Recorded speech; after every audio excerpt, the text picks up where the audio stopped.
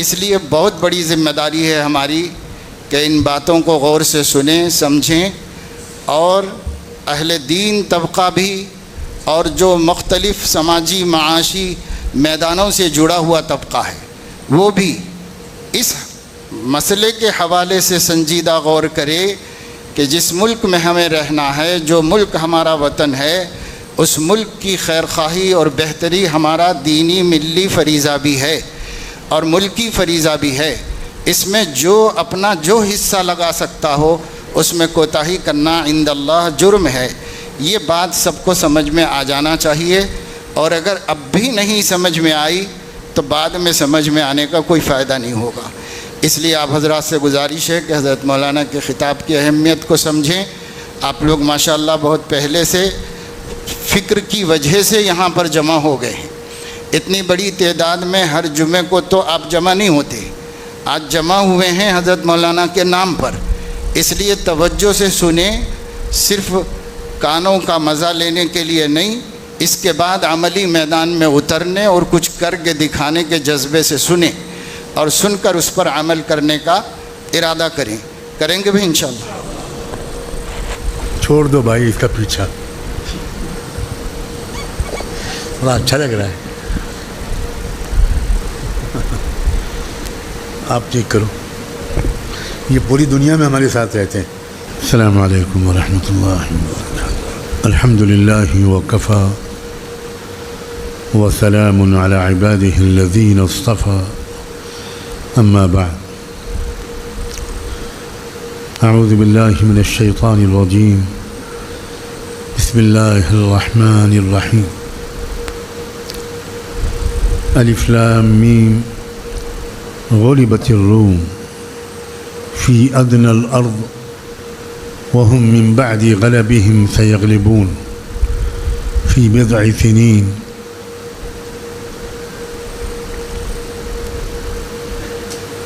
ولله ويومئذ يفرح المؤمنون بنصر الله ينصر من يشاء سبحان ربك رب العزة عما يصفون وسلام على المرسلين والحمد لله رب العالمين۔ اللهم صل على سيدنا محمد وعلى آل سيدنا محمد وبارك وسلم۔ اللهم صل على سيدنا محمد وعلى آل سيدنا محمد وبارك وسلم۔ اللهم صل على سيدنا محمد وعلى آل سيدنا محمد وبارك وسلم۔ قرآن مجید ایک زندہ اور جامع رہنمائی کی کتاب ہے۔ ہر قسم کے حالات کے بارے میں قرآن نے بڑی تفصیلی واضح رہنمائی دی، لیکن نہایت افسوس کی بات ہے کہ شاید 98% مسلمانوں کو نہیں پتہ کہ قرآن میں کیا ہے۔ 5 وقت نماز پڑھنے والوں کو بھی نہیں پتہ کہ قرآن میں کیا ہے۔ ہر سال عمرہ کرنے والوں کو بھی نہیں پتہ کہ قرآن میں کیا ہے۔ عام مسلمانوں نے یہ طے کر لیا ہے، سمجھ لیا ہے کہ ہمارے ذمے قرآن کو سمجھنا نہیں ہے۔ میں اس موقع پر صاف لفظوں میں کہنا چاہتا ہوں، یہ گناہ کبیرہ ہے جو ہر مسلمان سے ہو رہا ہے، اور یہ گناہ کبیرہ 5-10 منٹ کے لیے نہیں ہو رہا، 24 گھنٹے اور پوری زندگی مسلمان ہر منٹ اس گناہ کبیرہ کا مرتکب ہے۔ قرآن مجید رہنمائی کی کتاب ہے۔ جب آپ کو خبر ہی نہیں ہوگی کہ قرآن میں کیا لکھا ہے تو آپ رہنمائی کیسے لیں گے؟ اس لیے پہلی بات آج یہ میں کہنا چاہتا ہوں اور آپ کو اللہ کے حوالے کر کے کہنا چاہتا ہوں، اگر آج کے بعد بھی آپ نے قرآن کو سمجھنے کی کوشش نہ کی تو میری دعا ہوگی کہ اللہ تعالیٰ پھر آپ کے ساتھ وہ معاملہ کرے جس کے آپ مستحق ہیں۔ قرآن کی ناقدری کی وجہ سے، قرآن کی طرف بے توجہی کی وجہ سے، اور ہماری تمام تر ذلتیں، پستیاں، پریشانیاں، رسوائیاں، بدحالیاں، محکومیتیں، یہ سب اس لیے ہیں کہ ہمیں کچھ نہیں معلوم کہ قرآن میں کیا ہے۔ عام مسلمان یہ سمجھتا ہے کہ قرآن میں نماز کے بارے میں ذکر ہوگا، روزے اور حج کے بارے میں ذکر ہوگا، صدقہ خیرات کے بارے میں ہوگا، رکوع سجدے کے بارے میں ہوگا۔ ان لوگوں کو نہیں معلوم کہ قرآن میں قوموں کے عروج زوال کے اسباب پر سب سے تفصیلی بیان۔ تم عزت کیسے پاؤ گے؟ قرآن کا کوئی صفحہ ان عزت حاصل کرنے کے اصولوں سے خالی نہیں ہے۔ تم ذلیل کیوں ہوتے ہو؟ تم رسوا کیوں ہوگے؟ تم غلام قوموں کے کیوں ہوگے؟ تم پابند سلاسل کیوں ہوگے؟ تم محتاج کیوں ہوگے؟ تم پسماندہ کیوں ہوگے؟ تم پچھڑ کیوں جاؤ گے؟ اس کا بھی بیان کوئی قرآن کا صفحہ ایسا نہیں ملے گا جس میں اس بات کا بیان نہ موجود ہو۔ حد یہ ہے کہ قرآن مجید شہری اور ملکی حالات پر تو تبصرہ کرتا ہی تھا، قرآن مجید عالمی حالات سے بھی صحابہ کرام کو باخبر رکھتا تھا، عالمی حالات۔ اور یہ میں مدنی دور کی بات نہیں کر رہا ہوں، کوئی غلط فہمی کا شکار نہ ہو۔ مکی دور کے قرآن مجید میں افسوس یہ ہے کہ اکثر مسلمانوں کو بالکل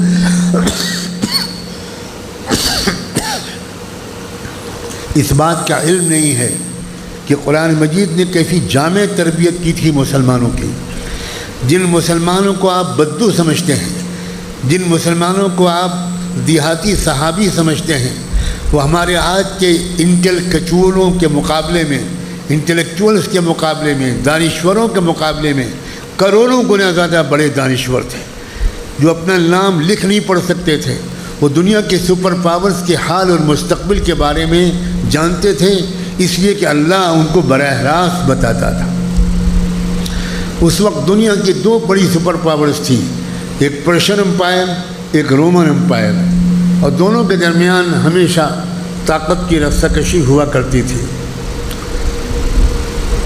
اللہ کے رسول صلی اللہ علیہ وآلہ وسلم کی زندگی میں مکی دور میں ایک جنگ ہوئی، بہت بڑی جنگ ہوئی ان دونوں بڑی طاقتوں کے درمیان۔ ان دونوں بڑی طاقتوں کا عرب سے کوئی تعلق نہیں تھا، مکہ مدینے اور جزیرہ عرب سے کوئی تعلق نہیں تھا۔ مکہ مدینے سے دور دوسرے ملکوں میں ان کی جنگ کا میدان سجا تھا۔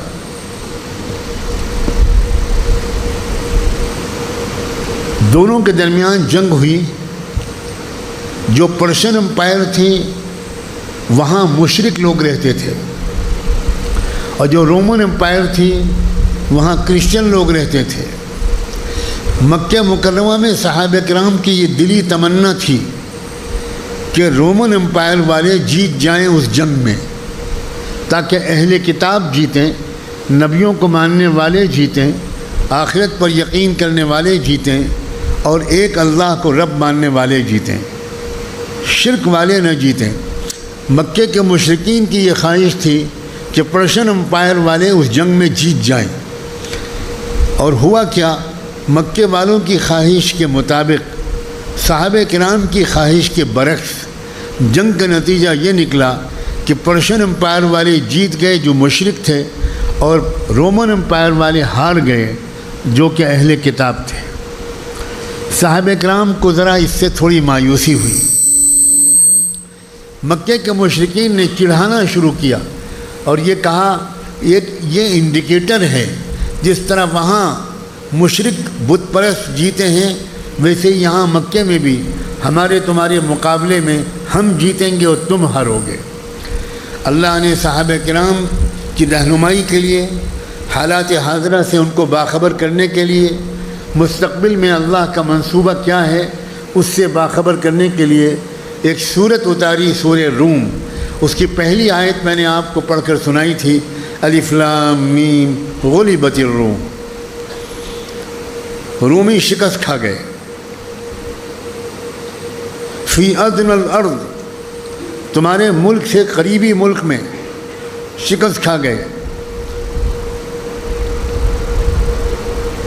وَهُمْ مِنْ بَعْدِ غَلَبِهِمْ سَيَغْلِبُونَ، لیکن اس شکست کے بعد اب دوبارہ جو جنگ ہوگی ان دونوں ملکوں اور طاقتوں کے درمیان، تو اس میں اب رومن امپائر کو فتح ملے گی، اور یہ جو فتح ہوگی یہ اگلے 6 7 8 سال کے اندر یہ فتح ہو جائے گی۔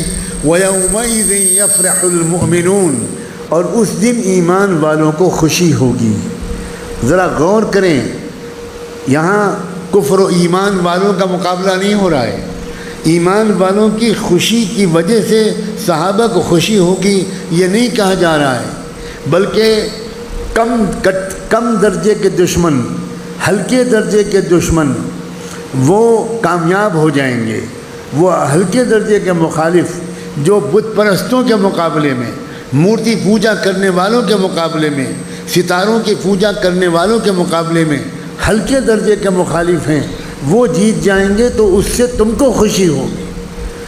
وَيَوْمَئِذٍ يَفْرَحُ الْمُؤْمِنُونَ بِنَصْرِ اللَّهِ، اللہ کی مدد کی وجہ سے ایمان والوں کو خوشی ہوگی، اور اللہ جس کو چاہتا ہے غالب کرتا ہے، جس کو چاہتا ہے مغلوب کرتا ہے۔ جب رسول اللہ صلی اللہ علیہ وآلہ وسلم کے صحابہ کرام اللہ کے رسول کے اشارے پر مکے کے ظلم و ستم سے نکل کر حبشے گئے تھے، افریقہ کے مشہور ملک میں، جہاں کا بادشاہ نجاشی، سب جانتے ہیں، اس کے واقعے کو سن چکے ہیں۔ نجاشی مسلمان نہیں ہوا تھا اس وقت تک، اللہ کے رسول کی رسالت کے بعد بھی وہ اس وقت تک، جس وقت تک کا واقعہ میں بیان کر رہا ہوں، وہ ایمان نہیں لایا تھا۔ اس نجاشی کے ملک پر پڑوس کے ایک ملک نے حملہ کر دیا، اور وہ سمندری جنگ تھی۔ صحابہ کرام کا کوئی تجربہ سمندری جنگ کا نہیں تھا، مگر حضرت جعفر کی کمانڈ میں، حضرت جعفر کی قیادت میں صحابہ کرام جو ہجرت کر کے گئے تھے، کوئی ان کا ملک نہیں تھا، کوئی طاقت نہیں تھی، کوئی پارٹی نہیں تھی، کوئی آرگنائزیشن نہیں تھی، لیکن صحابہ منظم لوگ تھے۔ انہوں نے باقاعدہ اس غیر مسلم حکومت کے حق میں میدان جنگ میں اترے، سمندری جنگ کا پہلا تجربہ کیا، اور اللہ نے نجاشی کو فتح نصیب فرمائی۔ اس کا مطلب یہ ہے کہ کبھی ایسے حالات بھی آ سکتے ہیں کہ دو غیر مسلم طاقتیں آپس میں ٹکرائیں، نہ ادھر ایمان والے نہ ادھر ایمان والے، لیکن ایک طرف ایمان والے شدید ظالم، دہشت گرد، آتنکوادی، بے رحم، قانون کی دھجیاں اڑانے والے، دستور کا مذاق اڑانے والے، دستور کو بدل دینے کا نعرہ لگانے والے، مسجدوں کو گرانے والے، مدرسوں کو منہدم کرنے والے، بلڈوزر چلانے والے، نوجوانوں کو جیلوں میں ٹھوس دینے والے، لڑکیوں کو جیلوں میں ٹھوس دینے والے، لاٹھیاں برسانے والے، ہڈیاں توڑ دینے والے، ایک طرف وہ لوگ ہوں، دوسری طرف غیر مسلم تو ہوں، مگر وہ اس درجے کے دشمن نہ ہوں، اس درجے کے مخالف نہ ہوں، بلکہ حالات نے اور ان کی اپنی مصلحتوں نے ان کو اس دہشت گردی کے راستے سے مخالف علاقے سے کھڑا کر دیا ہو۔ اس وقت مسلمانوں کا یہ قومی فریضہ ہوتا ہے، یہ دینی فریضہ ہوتا ہے، یہ ملی فریضہ ہوتا ہے، یہ قرآنی فریضہ ہوتا ہے، یہ وطنی فریضہ ہوتا ہے، یہ انسانی فریضہ ہوتا ہے کہ وہ پوری طاقت لگا کر کم درجے کے دشمن، کم درجے کے مخالف، غنیمت قسم کے لوگ، قانون کے خلاف جا کر دہشت گردی پھیلانے والے لوگوں کا ساتھ نہ دیں، بلکہ ان کو کمزور کرنے کے لیے ہر ممکن ذریعہ قانون کے مطابق استعمال کریں۔ اسلام کا زور اس بات پر ہے کہ کوئی غلط بات دیکھو تو تماشائی مت بنو، اس غلط صورتحال کو بدلنے کی کوشش کرو۔ من رأى منکم منکرا فلیغیرہ بیدہ، جب تم میں سے کوئی منکر دیکھے تو اس کو بدلے۔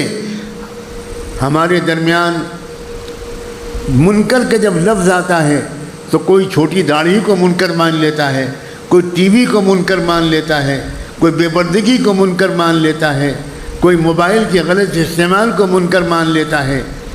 منکر ہر وہ صورتحال ہے۔ اس وقت ملک میں سب سے بڑا منکر یہ ہے کہ ایک ایسی طاقت برسر اقتدار ہے اور اپنی طاقت کو بڑھانے کی کوشش کر رہی ہے، جو توحید والوں سے توحید کو چھیننے کا پروگرام رکھتی ہے، جو کلمے والوں سے کلمے کو چھین لینے کا پروگرام رکھتی ہے، جس کا یہ منشور ہے، جس کا یہ مینیفیسٹو ہے، جس کا یہ منصوبہ ہے، جس کا یہ اعلانیہ پروگرام ہے کہ اس ملک میں مسلمانوں کو اسلام پر عمل کرنے کی اجازت جو تھوڑی بہت اب تک تھی وہ ختم کر دی جائے گی۔ مدرسے بند ہوں گے، نوجوان مسلمانوں سے جیل بھر جائیں گے، اور لڑکیوں کی بے عزتی ہوگی، عزت و آبروی لوٹی جائے گی، حجاب پر پابندی لگے گی۔ کوئی خاتون، میری اور آپ کی کوئی بیٹی اور بہن، وہ حجاب اور حیا کے ساتھ کسی سرکاری دفتر میں نہیں جا سکے گی۔ اس کا پاسپورٹ جب تک اس کا سر ننگا نہ کیا جائے، اس کا چہرہ نہ کھولا جائے، وہ نہیں بنے گا۔ ان سارے قوانین کا ڈرافٹ بن کر تیار ہے۔ میں ہوائی بات کرنے والے لوگوں میں اللہ کے فضل سے نہیں ہوں۔ میں نے اس دستور کے کچھ اوراق کا بھی مطالعہ کر لیا ہے جو نیا دستور بنا ہوا تیار رکھا ہے۔ یہ مت سمجھیے گا کہ الیکشن آئے گا اور ہماری غفلت کی وجہ سے یہی موجودہ ظالم حکومت دوبارہ برسر اقتدار آئے گی، اس کے بعد ہم جاگیں گے، تب جا کر یہ دستور نیا بنائے کہ نہیں۔ دستور اٹل بہاری واجپئی جب وزیر اعظم تھے اس وقت دستور پر نظر ثانی کی ایک کمیٹی بنی تھی، برجیش مشرا اس کے چیئرمین تھے، میری ان کی اس وقت ان سے ملاقات بھی ہوئی تھی۔ وہ دستور تیار رکھا ہے، اس دستور کے مطالعے سے رونگٹے کھڑے ہو جاتے ہیں۔ مجھے نہیں معلوم اس دستور کے نفاذ کے بعد کتنے کروڑ مسلمان معاذ اللہ اور ہزار بار معاذ اللہ مرتد ہو جائیں۔ مسلمانوں جاگو، خدا کے بندوں، ایک اجتماعی بیدار امت بنو۔ منکر کو بدلنا، موجودہ صورتحال کو بگڑنے سے بچانا، مزید بگڑنے سے بچانا، کچھ سدھار کی طرف لے کر جانا، اس کا پہلا مرحلہ آج الیکشن کے ذریعے شروع ہو چکا ہے۔ آج پہلا دن ہے اور یہ الیکشن عام الیکشن نہیں ہے۔ آپ ہزاروں مرتبہ یہ جملہ بہت سے لوگوں کی زبان سے سن چکے ہوں گے۔ یہ الیکشن خدا نخواستہ ملک کی تاریخ کا آخری الیکشن ثابت ہوگا۔ اس کے بعد ہمارے اور آپ کے ہاتھ سے کوئی ووٹ دینے کا، کسی کو چننے کا اختیار بالکل چھین لیا جائے گا۔ یہ قانون بنے رکھے ہیں، اس قانون کے لیے بس اس بات کی تیاری ہے یا انتظار ہے کہ 3/4 اکثریت ہو جائے۔ اسی لیے 370 اور 400 پار کے نعرے لگائے جا رہے ہیں، اس لیے کہ 3/4 اکثریت کے بغیر دستور کو بدلا نہیں جا سکتا۔ دستور کو بدلنے کے لیے نیا دستور بنانا نہیں ہے، بلکہ دستور بنایا رکھا ہے، اتنی طاقت حاصل کرنی ہے کہ اس کو نافذ کر دیا جائے۔ ایک ووٹ ڈالنے میں مسلمان سستی کرتا ہے؟ ایک ووٹ ڈالنے کے ذریعے آپ صورتحال کو بہتر بنا سکتے ہیں، بدتر بننے سے روک سکتے ہیں۔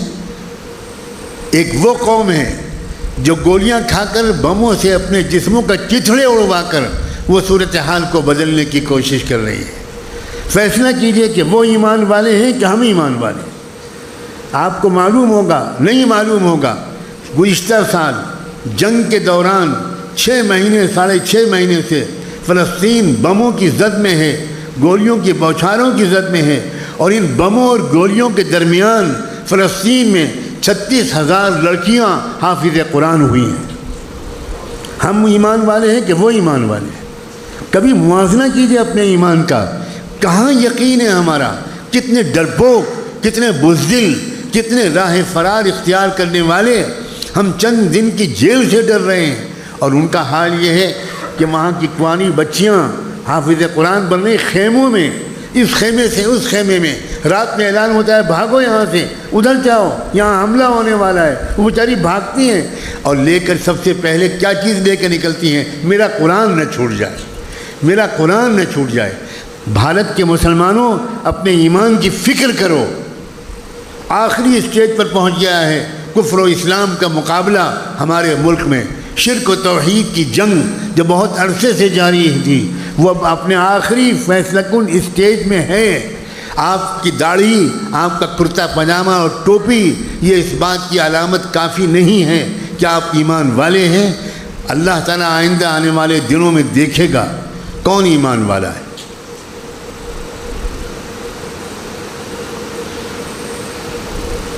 ہم الیکشن کے دنوں میں ہمارے نوجوان کرکٹ کھیلتے ہیں، چھٹی کے دن کی طرح ہمارے لوگ اس کو مناتے ہیں کہ چلو آج مصیبت سے بچ گئے، آج مارکیٹ بھی بند ہے، دفتر بھی بند ہے، کہیں نہیں جانا، خوب کھیل دیکھیں، آرام سے سوئیں۔ یہ تو خدا کا شکر ہے کہ ملک کے موجودہ حالات میں مساجد کے اندر ان موضوعات پر گفتگو کا رواج شروع ہو گیا، ورنہ ہماری ذہنی پسماندگی، اسلام کو نہ سمجھنے کا ہمارا حال یہاں تک پہنچ گیا تھا کہ زندگی اور موت جیسے مسائل پر بھی مسجدوں میں علماء کو تقریر کرنے کی اجازت نہیں تھی۔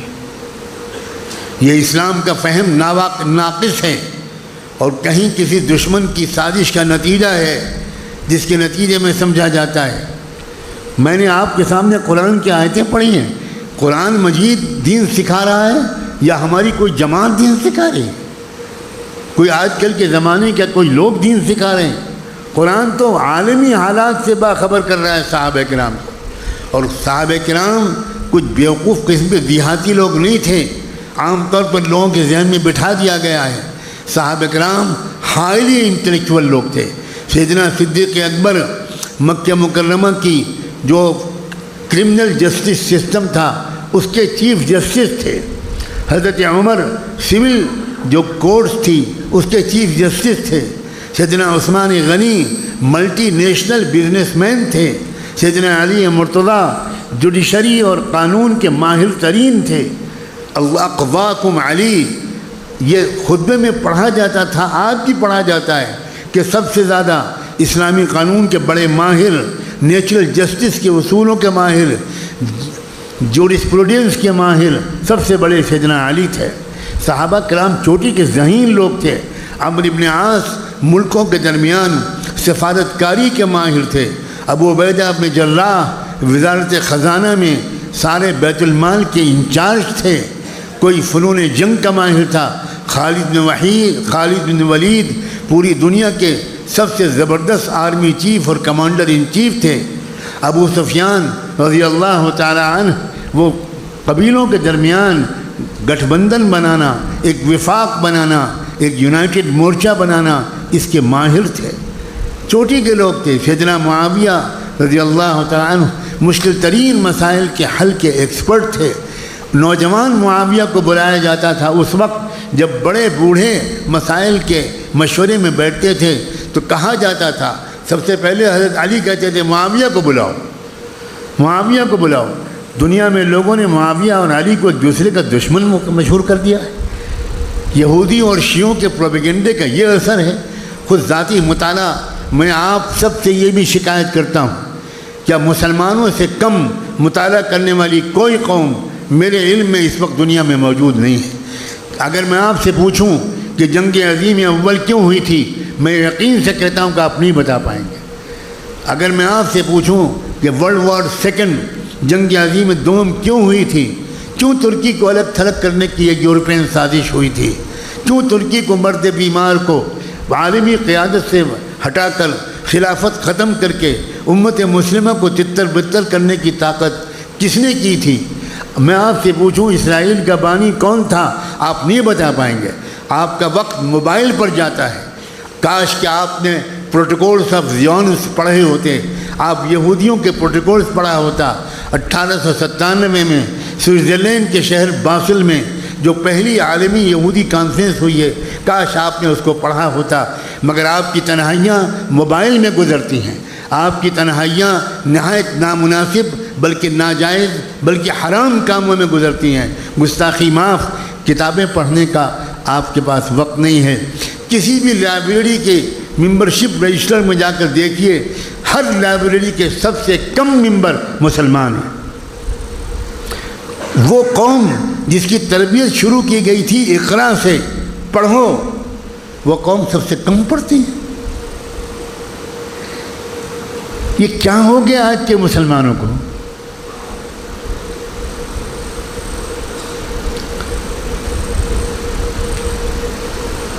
اللہ تعالیٰ نے رات کے اندھیروں سے صبح روشن نکالنے کی جو سنت قائم کی ہے، ایسے حالات ملک میں اچانک پچھلے 3-4 مہینے میں بنے ہیں اور پچھلے 1 مہینے میں خاص طور پر کہ ساری ایجنسیاں یہ خبر دے رہی ہیں حکومت کو کہ آپ الیکشن ہار رہے ہیں۔ پورے ملک کے اندر غیر مسلم سماج کی بہت بڑی بڑی سوشل یونٹس، سماجی اکائیاں بی جے پی جیسی دہشت گرد جماعت کے خلاف کھڑی ہو گئی ہیں۔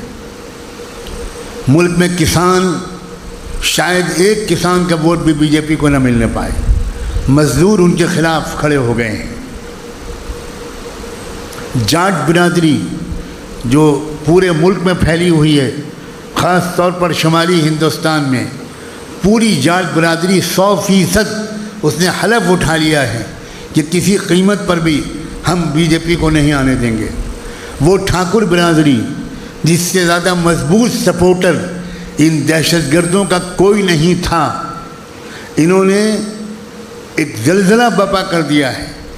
ایک ٹھاکر برادری کی پنچایتیں یو پی میں روزانہ ہو رہی ہیں، ہر پنچایت میں 80,000، 1 لاکھ، 1.5 لاکھ لوگ خارج ہو رہے ہیں۔ اور ان ٹھاکروں کی ایک عجیب رسم ہے کہ جب کوئی بات ان کو کہنی ہوتی ہے یقین کے ساتھ، کوئی حلف اٹھانا ہوتا ہے، کوئی قسم کھانی ہوتی ہے، تو وہ اپنے ساتھ ایک لوٹا لاتے ہیں اور اس لوٹے میں نمک ڈالتے ہیں۔ لوٹے میں نمک ڈالنے کے بعد اگر ٹھاکر صاحب کچھ کہہ دیں تو آسمان زمین پر گر سکتا ہے، زمین پھنس سکتی ہے، پھٹ سکتی ہے اور دھنس سکتی ہے، مگر ٹھاکر اس وعدے کی خلاف ورزی نہیں کر سکتا جس وعدے کے اعلان کے وقت میں اس نے اپنے لوٹے میں نمک ڈال دیا ہو۔ پچھلے 10 دن سے یو پی میں کہیں 50,000، کہیں لاکھ، کہیں 1.5 لاکھ کانفرنس ٹھاکروں کے جلسے ہو رہے ہیں، جس میں پورے ملک سے ٹھاکر برادری آ رہی ہے اور وہ اعلان کر رہے ہیں کہ کسی قیمت پر ہم بی جے پی کو واپس اقتدار میں نہیں آنے دیں گے۔ غافل اگر ہیں تو آپ لوگ ہیں۔ بہت صاف لفظوں میں کہنا چاہتا ہوں، جتنے پڑھے لکھے اتنے ہی غافل، جتنے پڑھے لکھے اتنے ہی مست، جتنے بڑے ریٹائرڈ آفیسر اتنے ہی اپنے ایئر کنڈیشن میں بیٹھے ہوئے لوگ۔ اللہ کے بندو، اپنا کردار ادا کرو، اس ملک کو ایک جہنم کی طرف جانے سے روکو۔ الحمدللہ روکنا ممکن ہو گیا۔ بڑے بڑے تحقیقاتی ادارے وہ سروے کر کے اپنی رپورٹ شائع کر رہے ہیں۔ کوئی کہہ رہا ہے کہ بی جے پی 200 سیٹوں سے آگے نہیں بڑھ سکتی، کوئی کہہ رہا ہے 180 سیٹوں سے آگے نہیں بڑھ سکتی۔ یہ فضا اللہ تعالیٰ بدل رہے ہیں۔ ہمارے حضرت مولانا ابوالحسن علی ندوی رحمۃ اللہ علیہ فرمایا کرتے تھے، میں نے اپنے کانوں سے ان کو یہ بات کہتے ہوئے 10 بار سنا ہے کہ انڈیا کے مسلمانوں کے ساتھ اللہ تعالیٰ کا کچھ ایسا معاملہ ہے کہ جب بالکل دروازے بند ہونے لگتے ہیں، راستے بند ہو جاتے ہیں اور مسلمان گر جاتا ہے، اچانک اللہ تعالیٰ من حیث لا یحتسب ایسے راستے نکال دیتا ہے کہ مسلمانوں کو مزید مہلت مل جاتی، لیکن ہم اس مہلت سے فائدہ نہیں اٹھاتے۔ ہمیں 5 سال کی مہلت ملتی ہے اور ہم 5 سال تک غافل رہتے ہیں، کوئی ایسی طاقت بنانے کی کوشش نہیں کرتے جو ایماندار ہو، جو ملک کے اندر آزادی رائے کی ضامن ہو، جو ہر ایک کو آزادی دے، جو ہندوؤں کو آزادی دے، جو کسانوں کو آزادی دے، جو مزدوروں کو آزادی دے، جو نوجوانوں اور یوتھ کو آزادی دے، جو عورتوں کو آزادی دے، جو غریبوں کو ان کا وقار دے، ان کی عزت دے۔ میڈیا کے جھوٹے پروپیگنڈے سے ہرگز گمراہ نہ ہوئیے گا، ہرگز دھوکے میں نہ آئیے گا۔ 100% جھوٹ بول رہا ہے یہ میڈیا۔ سوشل میڈیا پر بہت سے چینل سچی حقیقتیں گراؤنڈ زیرو سے نشر کر رہے ہیں۔ کیا صورتحال ہے پنجاب کی، کیا صورتحال ہے ہریانہ کی، کیا صورتحال ہے راجستھان کی، کیا صورتحال ہے مہاراشٹر کی، کیا صورتحال ہے یو پی اور بہار کی، کیا صورتحال ہے بنگال کی۔ تقریباً ان سب ریاستوں سے میرا مستقل رابطہ قائم ہے، اور میں اپنی کمزور صحت کے باوجود، جس کے لیے دعا کی درخواست کر رہا ہوں، میں مارا پھر رہا ہوں پورے ملک میں، ہر ملک کے ہر اہم علاقے میں جا کر قوموں کو جوڑ رہا ہوں، صرف مسلمانوں کو نہیں۔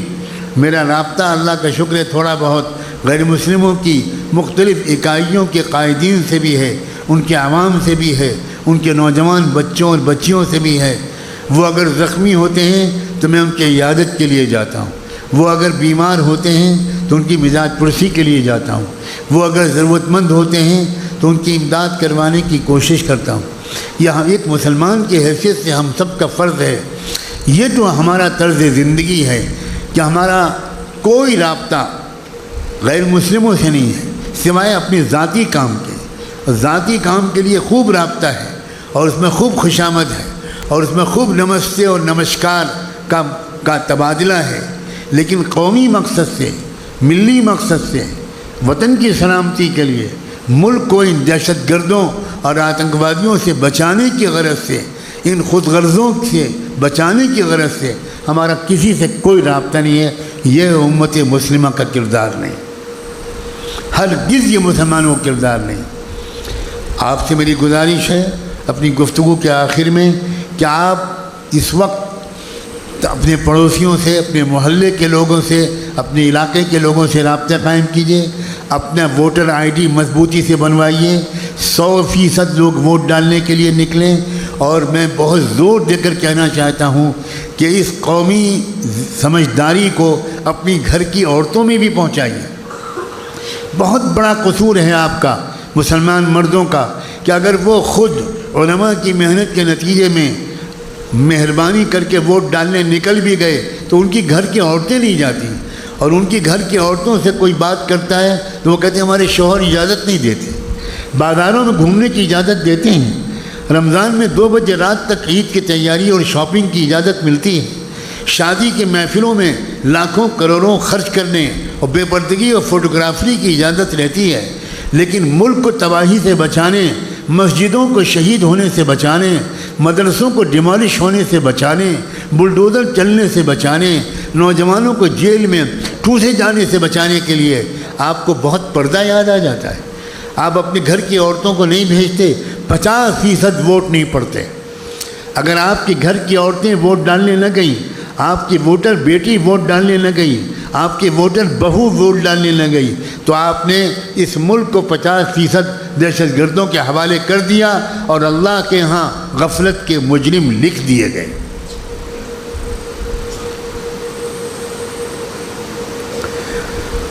اپنے گھر کی عورتوں سے ابھی سے کہیے، ابھی میرے پاس حیدرآباد شہر کی کچھ معزز خواتین آئی تھیں، بعض اس میں سے وکلاء بھی ہیں، انہوں نے اس بات کے خاص طور پر مجھ سے ایک فرمائش کی کہ ہم بہت پریشان ہو رہے ہیں، گھر گھر جا کر ووٹروں کی بیداری کے سلسلے میں، ووٹ ڈالنے کی بیداری کے سلسلے میں جب خواتین سے بات کرتے ہیں تو خواتین 90% کہتی ہیں ہمارے شوہروں کی طرف سے اجازت نہیں، ہمارا ووٹ ہے کہ نہیں ہم کو نہیں معلوم، اور ہمارے شوہر منع کرتے ہیں کہ تم سے ان چیزوں سے کوئی مطلب نہیں۔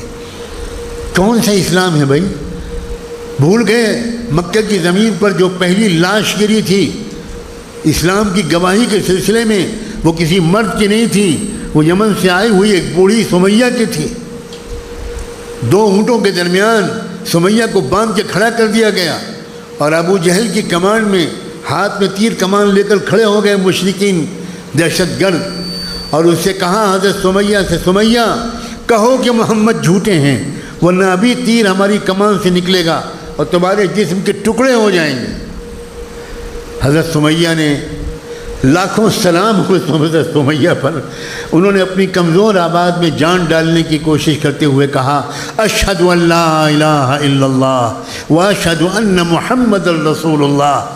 ابھی شاید کلمہ پورا زبان سے نکلا بھی نہیں تھا کہ تیر کمان سے نکلا، حضرت سمیہ کے جسم کے ٹکڑے ہو گئے۔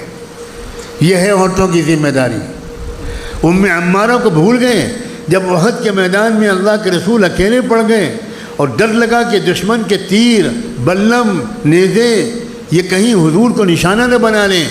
سلام ہو ام عمارہ پر، ایک عورت تھی، وہ آ کے کھڑی ہو گئی، اللہ نے ان کو مضبوط اور لمبا قد دیا تھا، وہ آ کے کھڑی ہو گئی، اور کتنے تیر ام عمارہ نے اپنے کمر پر اور سینے پر کھائے اور آقا کو زخمی نہیں ہونے دیا۔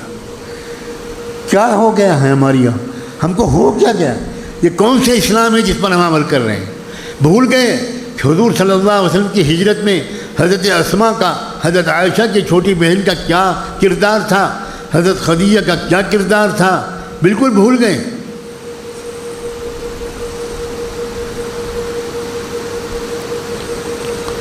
کتنی صحابیات تھیں جو جنگ کے میدان میں نکل پڑتی تھیں، آپ آگے بڑھ کے جنگ کرو، پانی پلانا، مرہم پٹی کرنا زخمیوں کی، یہ ہمارا کام تھا۔ احد کے جنگ کے بعد جب زخمیوں کو لے کر اللہ کے رسول صلی اللہ علیہ وسلم مدینہ منورہ آئے، زخمی صحابہ، تو آپ نے ایک شامیانہ لگوایا مسجد نبوی کے صحن میں، اور اس شامیانے اور زخمی صحابہ کی تیمارداری کی ذمہ داری ایک خاتون صحابیہ کو دی۔ عورتوں کا برابر کا کردار ہے اسلام کی حفاظت میں، اسلام کی اشاعت میں، اسلام کی اقامت میں، حملوں کے مقابلے میں عورتوں کا برابر کا کردار ہے۔ لیکن آپ نے اپنی عورتوں کو خدا جانے کیا بنا رکھا۔ فضول شادیوں کی محفل میں ضرور بھیجیں گے آپ، 2 بجے 3 بجے 4 بجے 5 بجے صبح واپسی ہوگی۔ وہ شادیاں جس پر لعنت برستی ہے فرشتوں کی، جہاں کروڑوں کی فضول خرچیاں ہوتی ہیں، اور جہاں کی جن کی باراتیں راستوں سے گزرتی ہیں تو غریبوں کے گھر کی بیٹی وہ بیچاری تکیے میں منہ چھپا کر روتی ہے، یتیم بچی دیوار میں سر چھپا کر سوتی ہے، کاش میرا باپ غریب نہ ہوتا، کاش میرا باپ زندہ ہوتا تو کوئی بارات میرے گھر بھی آتی، مجھے بھی بیاہ کر لے جاتی۔ آپ ان باراتوں میں شریک ہوتے ہیں، ان ولیموں میں شریک ہوتے ہیں، ان عقیقوں میں شریک ہوتے ہیں۔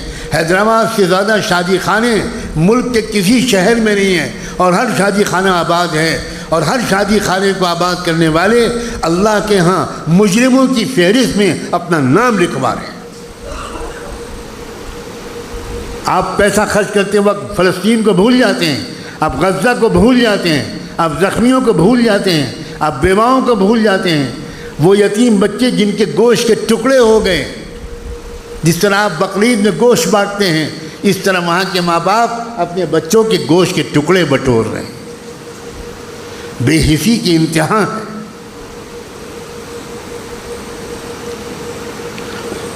صورتحال کی تبدیلی کا ایک آسان طریقہ ابھی تک ہم کو الیکشن کی شکل میں ملا ہوا ہے، لیکن ابھی تک ملا ہوا ہے۔ اگر اس الیکشن میں ہم نے غفلت برتی تو آئندہ یہ موقع ہم کو نہیں ملنے والا ہے۔ میری اس بات کو آپ ریکارڈ کر دیں اور لکھ لیں، آئندہ الیکشن نہیں ہوگا اور ہمیں ووٹ ڈالنے کا حق نہیں دیا جائے گا۔ ملک میں قانونی ڈھانچہ بن چکا ہے، ڈرافٹ میں نے خود پڑھا ہے اس کا کچھ حصہ، اس میں ایک جملہ یہ بھی لکھا ہوا ہے کہ جن کے 2 بچوں سے زیادہ ہوں گے ان کو ووٹ ڈالنے کا اور الیکشن میں کھڑے ہونے کا حق نہیں ہوگا۔ سمجھ گئے اس کا مطلب آپ؟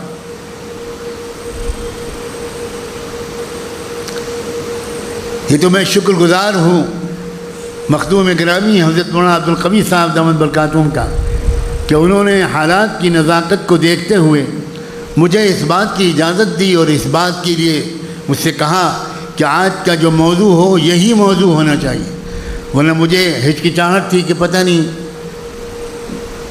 مسجدوں میں اس طرح کی باتوں کو کرنا کمال ہے۔ سارے مشورے اللہ کے رسول کے مسجد میں ہوتے تھے۔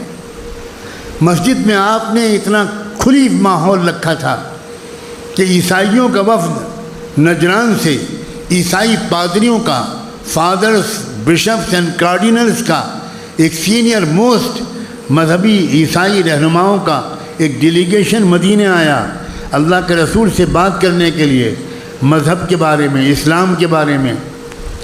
تو آپ نے ان کو اپنا مہمان بنایا۔ پورے جزیرہ عرب سے یا کہیں سے قافلے آتے تھے تو اللہ کے رسول صحابہ کرام کو الگ الگ دے دیتے تھے کہ بھئی ان کو تم لے جاؤ، ان کو تم لے جاؤ، صحابہ خود کہتے تھے۔ لیکن اکرام کے طور پر وہ جو عیسائیوں کے مذہبی رہنما آئے ان کو آپ نے مسجد نبوی میں اپنا مہمان بنا کر ٹھہرایا۔ آپ کے گھر میں تو کچھ گنجائش تھی نہیں تو مسجد نبوی میں ٹھہرایا۔ حد یہ ہے کہ جب گفتگو چل رہی تھی تو گفتگو کے دوران وہ مہمان جو تھے عیسائی پادری وہ تھوڑے پریشان نظر آنے لگے۔ آپ نے فرمایا کہ کیا بات ہے آپ بتائیں؟ تو انہوں نے کہا ہماری عبادت کا وقت آ گیا ہے، عیسیٰ اور مریم کی جو ہم عبادت کرتے ہیں وہ وقت آ گیا ہے، تو ہم یہی سوچ رہے ہیں کہ ہم کہاں وہ عبادت کریں۔ آپ نے فرمایا یہیں کر لیں. آپ کو شاید یقین نہیں آئے گا اور آپ شک کریں گے، اس لیے کہ آپ کے کانوں میں یہ باتیں پڑھی نہیں. ہزاروں صلاۃ و سلام ہوں سیدنا محمد الرسول اللہ پر کہ انہوں نے آزادی رائے کا اتنا احترام کیا کہ اپنی مسجد نبوی میں ان کو اجازت دی کہ آپ اپنے طریقے پر عبادت کریں. آج ہم اپنی مسجدوں میں غیر مسلموں کو بلاتے ہی نہیں. ہم اسلام پر نہیں چل رہے ہیں، ہم باپ دادا کی جاہلانہ روایات پر چل رہے ہیں. ان کو درست کرنے کی ضرورت ہے، انہیں کریکٹ کرنے کی ضرورت ہے، ایک نئے دور میں داخل ہونے کی ضرورت ہے. تاریخ اپنا اوراق پلٹ رہی ہے. اور میں یہ بات آخر میں خوشخبری ضرور دے دوں کہ یاد رکھیے، جب رات کا اندھیرا شدید ہوتا ہے تبھی صبح روشن قریب ہوتی ہے. ملکی اور عالمی اعتبار سے حالات بہت بگڑتے ہوئے نظر آ رہے ہیں، لیکن حالات کی یہ بگاڑ ایسے ہی ہے کہ جب عورت کے حمل کی مدت پوری ہونے لگتی ہے تو درد بہت شدت کا اٹھتا ہے. درد اٹھتا ہے تو لوگ خوش ہوتے ہیں کہ اب ڈیلیوری ہوگی، اب ولادت ہوگی، اب بچہ ملے گا خاندان کو، بچی ملے گی خاندان کو. وہ تکلیف برداشت کرتی ہے وہ ماں اور وہ بچہ جنم لیتا ہے. امت مسلمہ کی زندگی کا ایک نیا دور جنم لینے والا ہے. عزت کا دور، غلبے کا دور، فتح کا دور، شادمانیوں کا دور، خوشیوں کا دور، ترقی کا دور وہ شروع ہونے والا ہے. اور اس وقت جو دور چل رہا ہے یہ لیبر پین کا دور ہے. یہ مدت حمل کا درد ہے جو اس وقت ہو رہا ہے. وہاں اور یہاں کہیں بھی یہ چند مہینوں چند سالوں کی بات ہے. اس میں استقامت کی ضرورت ہے، اس میں وفاداری کی ضرورت ہے، اس میں اپنے مال کو بچا بچا کر صحیح خرچ کرنے کی ضرورت ہے، فضول خرچیوں سے بچنے کی ضرورت ہے، بے حجابیوں بے حیائیوں سے بچنے کی ضرورت ہے. موبائل پر وقت ضائع کرنے کے بجائے قرآن کو ترجمے کی مدد سے یا علماء کی رہنمائی میں سمجھنے کی کوشش کا وقت ہے. یہ وقت موبائل پر گھنٹوں برباد کرنے کا نہیں ہے. اب تو یہ زمانہ آ گیا بستر پر شوہر اور بیوی دونوں لیٹے ہیں، شوہر کے ہاتھ میں بھی موبائل ہے، بیوی کے ہاتھ میں بھی موبائل ہے، اور شوہر اور بیوی کے درمیان گفتگو اور ملاقات کا موقع کم سے کم ہو گیا ہے. انسانی تاریخ میں ایسا منحوس دور اس سے پہلے کبھی آیا ہو میرے علم میں تو نہیں. موبائل کو صرف بات چیت کی حد تک محدود رکھیے، اپنے بیڈ روم میں جانے مت دیجیے. تلاوت کا وقت آپ کس کو دے رہے ہیں؟ قرآن کا وقت موبائل کو دے رہے ہیں.